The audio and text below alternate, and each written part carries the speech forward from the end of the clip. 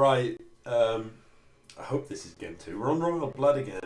Guys, the idea with the map pool is that you have a different map each game. Don't be playing the same map over and over again. Anyway, that last game has cheered me up. I'll be honest with you. I mean, nobody likes a cheese, but I kind of do because it's funny. Let me just clarify, right? I don't cheese on ladder. I'm against cheese on ladder. I think it's absolutely pointless. Winning by cheese when you're playing a best of one is just like, where's the fun in that? You know, when you're actually in a competition where you're going to play a best of 3, a best of 5, then yeah, you know what I mean. Throw in the odd cheese. Why wouldn't you? It's good comedy knowledge. So, hangemhigh is 1-0 up. Having done the most spectacular of all the cheeses and totally drone rushed his opponent. LJD, I'm surprised he hasn't got more of a wall under the circumstances after the way he lost last time. He has got a forge coming down first, so maybe he is worried about that happening again. We'll see if cannon appears.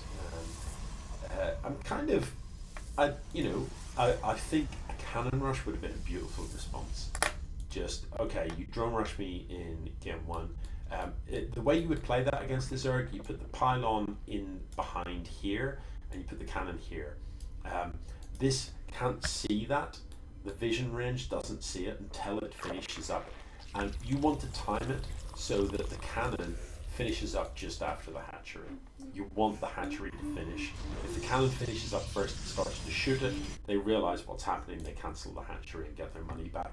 You want the hatchery to finish and then the cannon starts shooting it. And if it's well positioned in here, it's impossible for the workers to get a good surround on it. So you want the pylon on one side of it, the minerals on the other, so that there's as little surface area as possible. But don't get all carried away and start building like 5 pylons and 7 cannons or anything. 1 pylon, 1 cannon, and the Zerg's opener is ruined, and yours isn't. That's the important thing. You've only spent 100 on the pylon, 150 on the cannon. It's 250. It isn't that bad. They've lost their hatchery. Their opening build is ruined. Right, hangemhigh is coming through. He is out for blood. Let's see what the defense is like. There's a couple of cannons here. There's a few zealots against these roaches. This could be pretty sketchy for LJD. The shield battery could be the absolute game changer here. That shield battery will heal up cannons automatically, I'm pretty sure. You can get a shield battery to heal up buildings, but you normally have to tell it to. So this shield battery could be the difference. Zealots are not ideal against roaches, I'll be honest with you. Not without charge, certainly. There's speed in production, which is slightly weird because these are roaches, not lings. But anyway, there is burrow in production. I'd love to see burrow move being researched, but you do need a lair for that. hangemhigh has missed. He's missed.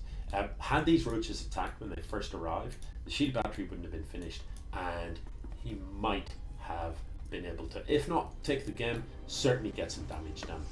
Certainly reset the zealot time, certainly get some worker kills, etc. Put himself in a good position. As it is, he waited far too long, and with 2 sentries in the mix, I'd be pretty confident to hold this. I mean, I was saying how zealots weren't great against roaches, and they're not, because roaches are ranged, zealots are melee, but once there's sentries in the mix, that changes everything. A couple of force speeds traps the roaches so the zealots can get the surface area on them, and that makes those zealots worth so much more once you can kind of pen the roaches in. So hangemhigh did have an opportunity there, has not taken it. The follow-up from LJD here, hang on, does anything come out of that? No. He's got a Stargate but hasn't built anything from it. I'm a bit weirded out by that. Because here we are at 610, an Oracle could have flown in here, got some drone kills, and that would have been quite nice. Or even a couple of Void Rays to go and put some hurt on. hangemhigh is committing to roaches though, so this build's slightly confused because I don't know. If you're doing the fast roach attack, don't walk into your own bottle. If you're doing a fast roach attack, it does need to be a fast roach attack. The longer you wait here, the less these roaches are worth. Now, if you get the burrow upgrade from here, once you have a lair, these roaches can move while burrowed, and obviously burrowed units are cloaked. However, the cannons would detect them, so they wouldn't be able to just pile on them, they would get shot. But I want to see force fields, you know, because the way you play this as LGD is you just slice a handful of these units off. Yeah, it does automatically heal up the cannons. So look how much energy this battery's got. It's close to half energy. It's doing all right. Yeah, I feel like Hangem-high's just left it too late. There is an immortal here. Immortals are brilliant against roaches. So get this immortal on the front line with a shield battery behind it, and it will just punch the faces clean off roaches left and right all day long. So I like LGD's position more than I like Hangem-high's. Now on the flip side of that, the lair is coming. He does have 3 bases, but he's not actually converting the income from those 3 bits particularly effectively. This is going to be a fight. There hasn't been any force fields yet. The Void Ray is going to actually make quite a big difference because now that the Ravagers are gone, there's nothing that can shoot up at all. Shield battery finally goes down, and he is going to start chipping his way through these, but this Void Ray is just going to be MVP.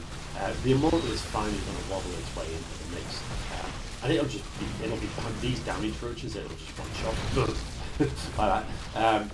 So, you know, had the Immortal been here on the front line to begin with, LGD would have lost actually very little. The shield battery is still there to repair it. He would have wrecked those roaches in short order. As it is, that's a very solid hold. I mean, yeah, he lost his zealots, he lost a couple of cannons, but what he hasn't lost is workers. So let's have a quick look at the units killed tab. 26 killed to 14, but probably more important is this tab. The resources lost are actually pretty even. So where are we at? LGD has the worker advantage. That is interesting. So even though he's only on 2 base, his income is not that far behind. Not that far behind at all. He is going to come across the map here and have a look. Look at all these idle larvae. This is breaking my heart. You know what I mean? Hangem-high, you've got like, look how many larvae are just sitting there, and you've got 4,500 minerals in the bank. You did research speed, so those could be fast things, just pooning across the map with the pressure on. You need to macro harder. It's all well and good having the 3 bases, but as Zerg, you know, Zerg is all about the flood. You can make units faster than any other list, so that's what you've got to do. You harvest faster than anybody else, you spread faster than anyone else, you have more bases, your units are cheap, squishy, kind of disposable. So the key is you have to crank stuff out non-stop, just build, throw it at your opponent, throw it at them, and eventually just bury them. So look, these lings finally coming out of the sculptors, you know, they could have been denying this base, they could have run past these cannons and been up in the middle here. Because there was so many idle larvae waiting to be spent. Anyway, he does hold. Let's just take a look at where we're at. Not that many workers killed. The army supplies pretty even, and you know, LGD about to get a third up. Once a Protoss is up on 3 bases, although the men is starting to mine out, so he's arguably he needs a couple of 4th as well here. A Protoss starts to feel pretty comfortable. Protoss stuff is expensive. They have the most expensive stuff. It's as simple as that. Their basic units are twice as expensive as a Terran or a Zerg basic unit. It's expensive stuff.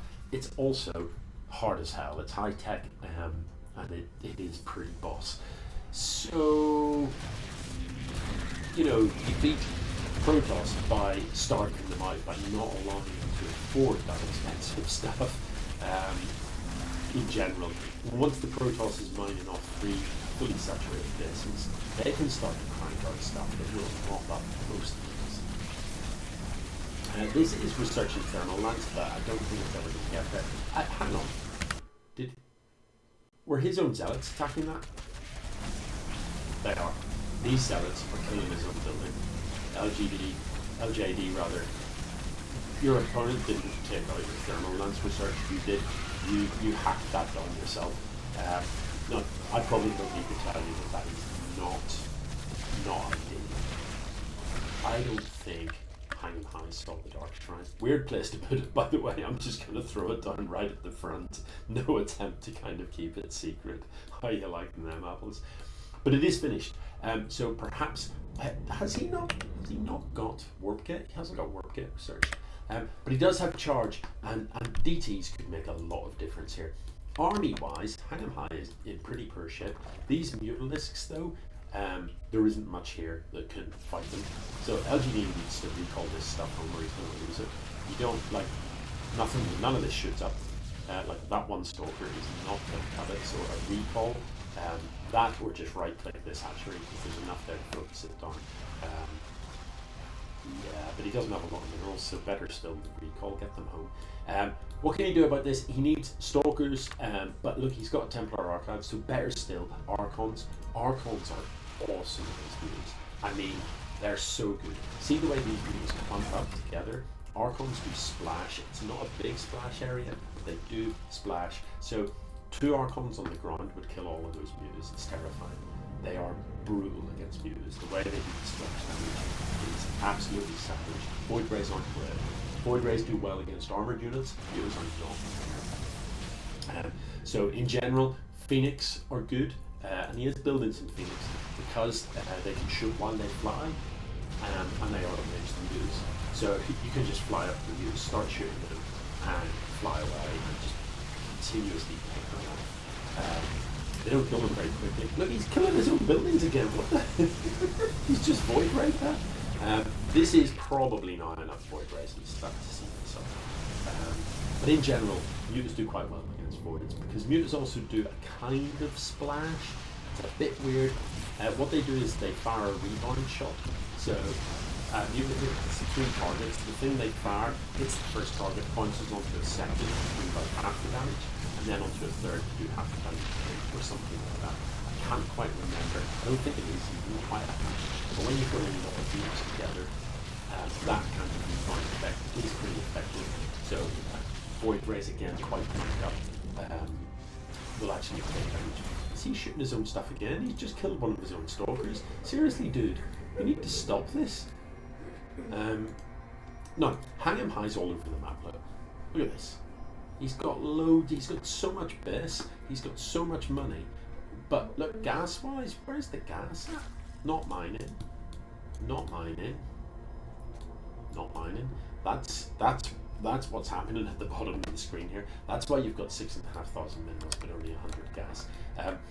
So you know you must have a lot of larvae. Turn it into ling. Just flood lings across the map. Keep your opponent busy fending off lings non-stop. Literally non-stop. Nidus worm in here, lings everywhere. Everywhere. It's what I'd like to see. It's not what I'm going to see. Colossus does pretty well against Hydras. You can pull the Colossus back. Oh, well, but look how quickly those Hydras get knocked up. It's pretty ugly. Let's have a quick look at the upgrades tab. A lot of Protoss upgrades. Not so easy. So these Protoss units are 2-1. Plus 2 attack, plus 1 armor. Reserve upgrades are 0. Protoss has even got plus 1 air and plus 1 shield as well. So this Protoss stuff, it is going to trade so efficiently. Lings against Stellar Colossus is never going to work. That's a horrendous fight. Nobody wants to be taking this. So yeah, hangemhigh had some opportunities there to do good stuff, and I feel like he squandered the roach push at the start. I'm going to speed this up a little bit. I think it's hard to see how hangemhigh can get out enough stuff to deal with this, especially given that look, there's idle larvae still. You know, there's like 7 larvae doing nothing. He's not supply blocked, and he's got all the money in the world to use into things, but he's just not busy. I don't know what he is doing. The APM there was spiking out of control. Like, I don't know. He was holding on the set button or something. Drones? But what? Oh no, roaches. Yeah, I mean, yes, roaches aren't bad against zealots. They're not bad against Colossus because they are armored, so they don't like melt as quickly as the Hydras. But yeah, you know, streaming units out like this is always difficult once your opponent is kind of got momentum on their side. Your units are coming in a few at a time. It's just not going to be enough. A slightly weird mishmash of stuff. You know, a couple of Phoenix, a couple of Void Rays, a couple of Stalkers, a bunch of Zealots, one Colossus, one Immortal. It's, yeah, other than on the like cover for the StarCraft box that it used to come in, I don't think I've ever seen that army composition. But, you know, turns out that can work. Anyway, it is GG, and LJD ties it up on all. Nice.